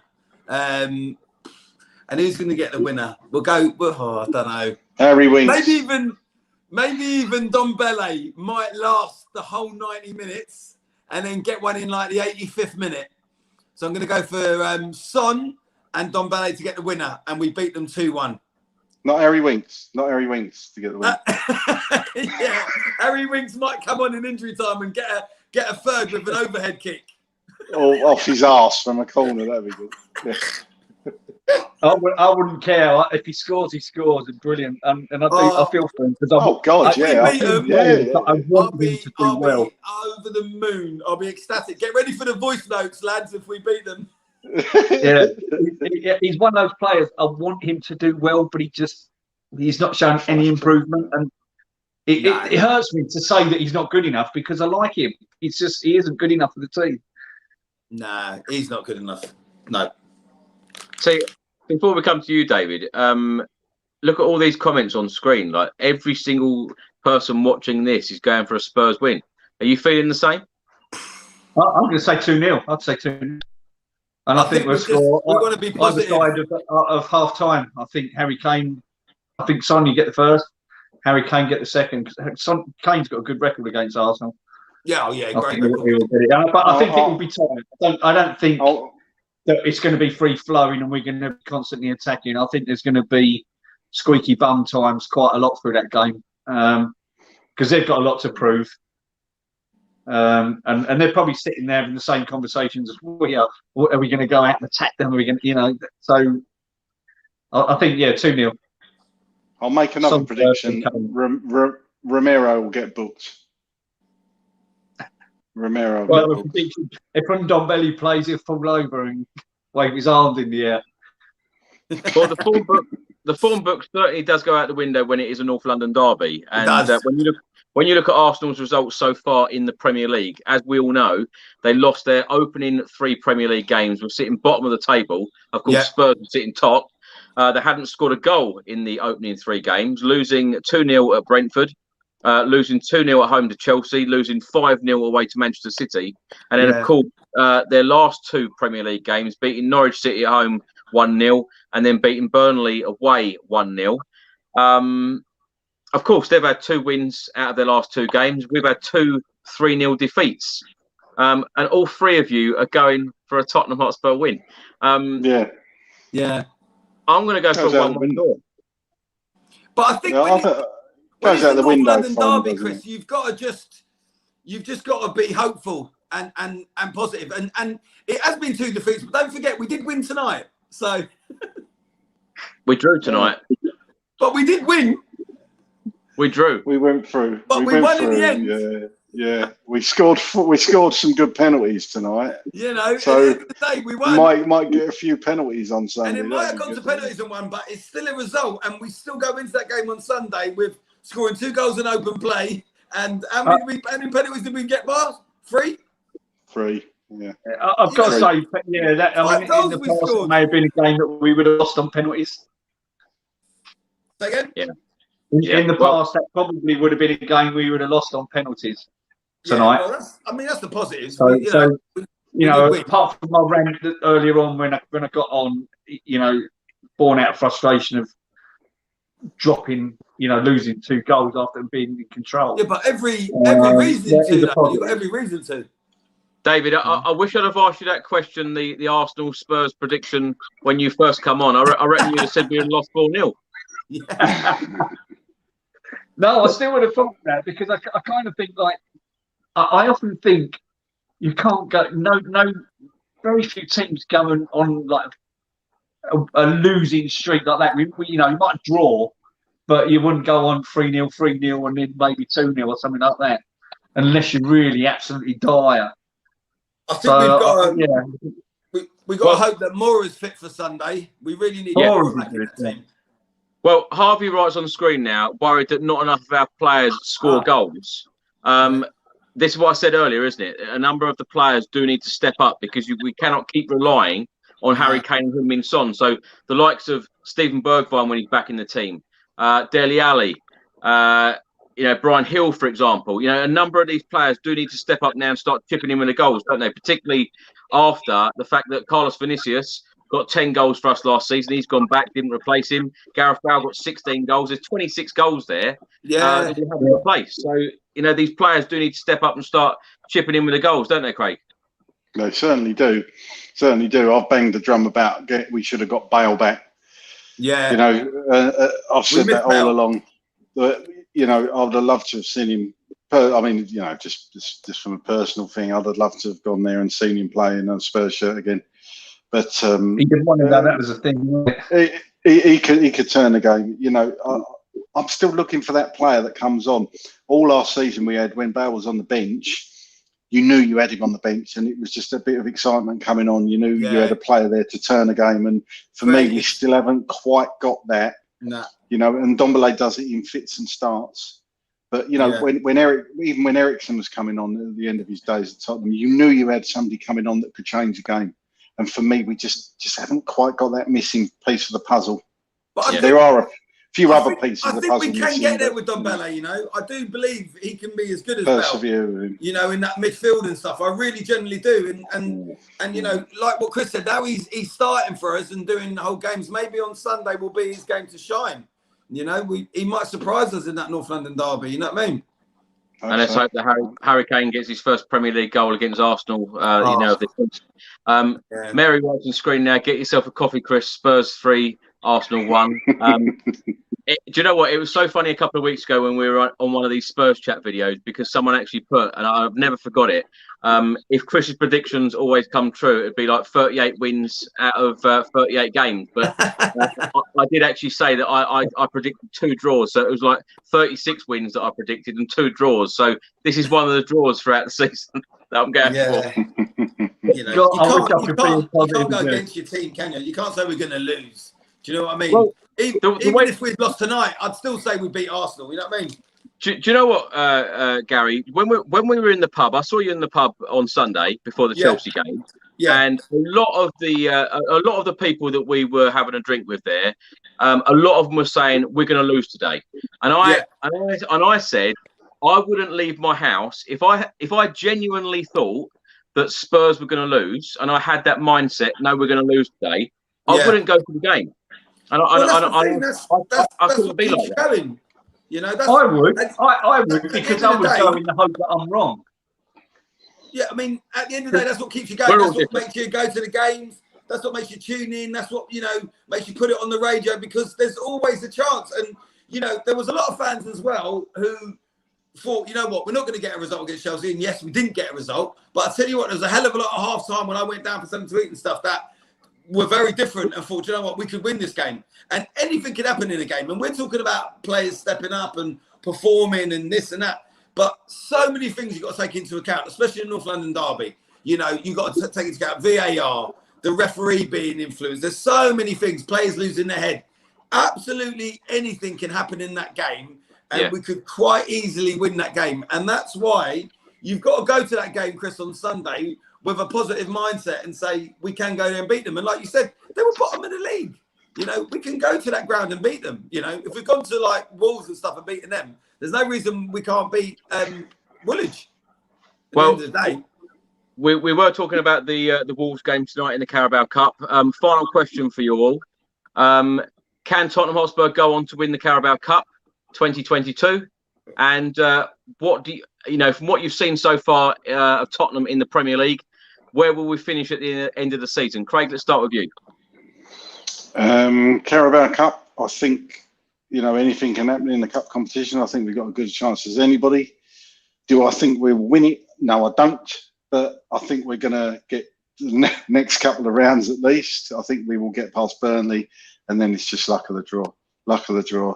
Where are we going to finish in the Premier League? At the moment, from what I've seen, I'm going to say 6th. I think we could. I don't think we're going to realistically push for the top 4 as much as I want us to. But I definitely think Europa League is attainable, and then we're just building and building. You know, we can all sit here that we want to get top 4. Of course we do. We want to be challenging for the league. It's not going to happen this year, but we should be pushing for the Europa League places, get as high as we can, and then see what happens. Because, you know, as we said last season, we was only 2 wins away from the Champions League, and yes, it's still 2 wins, but it shows you how close we were. It's not all doom and gloom. Yeah. But the consistency, we've got to get a bit of consistency back. Hopefully the squad will start gelling a bit better. We'll hopefully do a little bit of business in January. I know we don't usually, but perhaps with Paratici in there, we will. Perhaps bringing a striker or a playmaker, I don't know. But I think next summer will be the time when we'll do a lot of other business. And I think this season's all about just building the squad back up and seeing how far we can get with it. David, what about you? Can Tottenham win the Carabao Cup this season? And where do you think Spurs will finish? We've got as good a chance as any to win it, I think. But we need to improve our performances and not, you know, it's like we go 2-0 up and then think, oh, that's it, game won. Or get a little bit of pressure. Having said that, tonight we went 2-0 up. Wolves weren't pressing us like they normally do. They sat back and allowed us space, so that was a bit of a surprise for me. But I think we can win it. Do I think we will? I think I'm like Craig. I don't think we will. I think there's still something missing in the team, in the squad, to take us to that level of winning a trophy. In the league, I think 7th. With players, I think, you know, hopefully, I can't see us buying anybody in doing anything in January. I think it's just been the thing for us. So we're always going to be those 1 or 2 players short. So I think 7th could possibly do well in the Conference League to push us into Europa League places. But I think 7th is the best we can look for. I mean, of course, we should be aiming for higher, but we need to improve a lot of games. And I do wonder when we're going to look back and say Palace was the game that done it for us. If we'd have beaten Palace. So, yeah, 7th. Gary, what about you? When the Carabao Cup final is, it would be our 14-year anniversary of our last domestic cup. Can Tottenham do it again? I think we can win it, but I don't think we will win it because it's the Man City Cup. So I think Man City will be winning that again like they usually do. But I do think we're going to win the Europa Conference Cup. I think that will be our trophy this season. I think it's the first year of it being here, and I think we win it. And I genuinely think we should go all out and win it, and I think we will. And I do think we'll progress a bit in the Carabao, and we will a little bit in the FA Cup. But I think we'll really go for that trophy, and I personally think we should go for it. And I think because it's a European trophy, yes, it gets you into Europa and what have you. But I think Nuno will be looking at that and stuff, and the players and that, and they'll be thinking that's the trophy we should go for. So, yes, we can win the Carabao, but no, we won't. Man City will win it. We'll go a bit further in it and then go out. Same with the FA Cup. We're going to win the Europa Conference trophy, and it's going to be very tight between 5th and 6th. I think it will go down to the very last game. So I'm not sure yet whether we'll finish 5th or 6th. I'm still undecided on that. So, but it will be 5th or 6th, but it won't be top 4. Man City could face the Harry Kane team, though, in the Carabao Cup or in the Man City Cup. Yeah. Yeah. I just personally don't think, Man City, I think we'll just win it, But look, it's always nice to go and progress in competitions and stuff, and it was lovely to win tonight. But do I think we're going to win it? I don't. But like I said, it's not all doom and gloom for me. I generally think we're going to win that Europa Conference. And if I didn't, Chris, as you well know, I wouldn't have driven for 14 hours. Do you know what? Do you know what, though, Gary? When I look at the draw, yeah, West Ham v Manchester City, right? Yeah. You never know. You never know. West Ham have knocked out Manchester United tonight. Yeah. You never know. If someone knocks Manchester City out, it will make it very, very interesting because, of course, they've won. What is it? They've won the last 4. Yeah, I hear you, but I think Man City will be too strong for West Ham because, unlike other teams, even if they rotate a bit and stuff, whatever team they put out will be too strong, and it'll be too strong for West Ham. But like you said, anything can happen. You never know. But if I was a gambling man, which I'm not, I would put all my money on Man City winning the Carabao Cup again. See, I like Jason's comment here. It's happening. It's happening. I'm going to go against all 3 of you. I'm going to say it's happening as well. What does he mean it's happening? You know what it means. Bankruptcy? The trophy could be on its way. Gary's eating all his sweets because that's happening. Yeah. Well, thank you so much, guys, for chatting to me tonight. It's been a positive night. Of course, we're through. Go on, Craig. What are you going to say? I love that where it used to be the trophies are coming, it's now regressed to the trophies could be on their way. I love it. I couldn't be sat on the fence if I tried, could I? Very pragmatic. I love it. Yeah. The trophies could be on their way. Yeah. Could be delivered by DPD. It could be delayed. I don't know. As long as it ain't Hermes. Eats or Deliveroo, I think. No, as long as it ain't Hermes, because they'll just lob it over the fence. I don't know how you're so optimistic, because I'm 53 years old and I used to steward down at the Spurs, and I've been through it so many times, even when we were doing well under Poch, and I'm like, I can't get excited because I've been here before and I'm waiting for that drop again. And I find it so hard to get really excited and think, we're going to do it this year. We're going to do it this year. Do you know what, David? I will say that for anyone who watches this channel on a regular basis, I haven't actually uploaded a video in 3 days. And I noticed that. I think it's the first time since I started this YouTube channel that I've gone 3 days without uploading a video. And I must say that the defeat at Chelsea or against Chelsea on Sunday, I don't know, it's really bothered me since then. So, to go through to the next round of the Cup tonight, I feel very happy about it. Yes, I know that there is a lot of work to do. Yes, we've got a lot of problems. But it's still a win. But we're through. We're through. So Chris, for me to say those words, that the trophy could be on its way, is quite big tonight. Chris, can you remember when you WhatsApped me, and in the background I had Alistair Gold on, and Craig, he was WhatsApping me. I said, Chris, I'm having to watch Alistair Gold here, mate, because you ain't put an upload in 3 days. What are you doing? And he goes, I'm doing one after I speak to you. I went, well, get a move on, because after listening to Alistair Gold for 5 minutes, I end up falling asleep. Yeah. I think a lot of people have been surprised that I've not uploaded in 3 days, but hopefully, now that we're through to the Carabao Cup 4th round, I'll be talking about it tomorrow on a Spurs news video. So check that out. Thanks so much, guys, for joining me, and thanks so much for all of the comments tonight, the super chats, etc., and the support of the channel as per usual. It's I'm very, very grateful. Craig, thank you so much for joining me tonight. No worries, Chris, and always a pleasure. And thanks for everybody for staying up into what is now tomorrow. Actually, Craig, I should publicly thank you and Lee and Paul for covering the channel last week when Gary and I were stuck in Gary's car, coming home from France. So thank you so much for that. That's all right. No problem at all. It was good fun. It was good fun. And David, I'm so glad that we've. I think we've kind of installed a little bit more positivity into you since, particularly when you started. I thought it was Alex. Yeah. I thought he was Alex. No, so I apologise. I was just so frustrated with that. It was just deja vu for me. That was just deja vu. And, after their first goal winning, I'm thinking this is going to win 1-1 on Sunday, mate. You won't be negative then, will you? If we beat Woolwich on Sunday, will you? No. I mean, despite seeing that, I still think we're going to win 2-0. So yeah, I'm still quite positive about that. I don't think anyone would be negative, even Alex. I don't think it's going to be. Pardon?